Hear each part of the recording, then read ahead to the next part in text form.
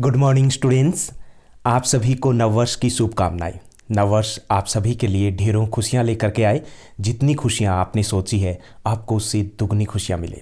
आज मैं आपके लिए एक बड़ा एग्ज़ाम अपडेट लेकर के आया हूं। काफ़ी सारा कन्फ्यूज़न है 9th 11th क्लास के स्टूडेंट्स के लिए भी।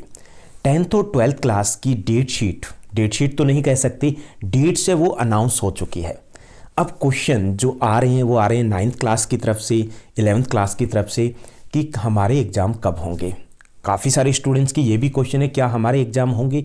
कुछ क्वेश्चन ऐसे भी चल रहे हैं कि हो सकता है हमारे एग्ज़ाम ना हो। अगर होंगे तो ऑनलाइन होंगे या ऑफलाइन होंगे। इस बार सब कुछ गड़बड़ झाला है।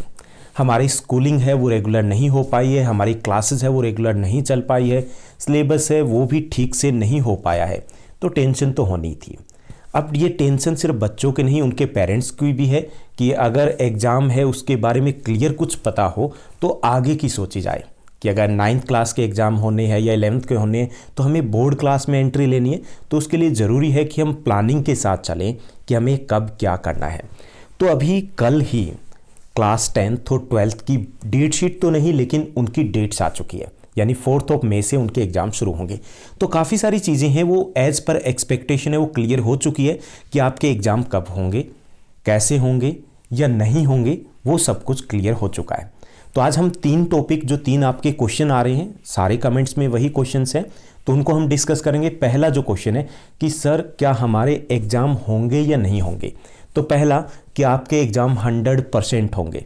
9th और 11th क्लास के एग्ज़ाम है वो 100% होंगे, उसमें कोई डाउट नहीं है। तो कहीं पर भी अगर किंतु परंतु आप सोच रहे हो तो ऐसा कुछ नहीं होने वाला। अगर आपको नेक्स्ट बोर्ड क्लास में एंट्री लेनी है तो पढ़ना ही है।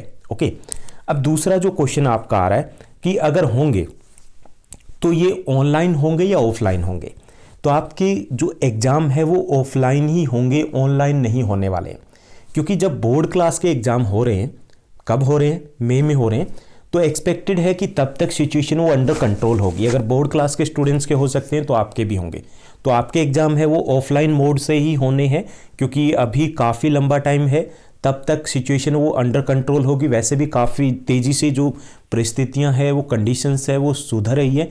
तो तब तक उम्मीद करते हैं कि कोरोना वैक्सीन भी अवेलेबल होगी और इसलिए आपके ऑफलाइन ही होंगे। क्योंकि सीबीएसई है उसने मना कर दिया है कि इन क्लासेस के ऑनलाइन किसी भी क्लासेस के टेस्ट लेने से।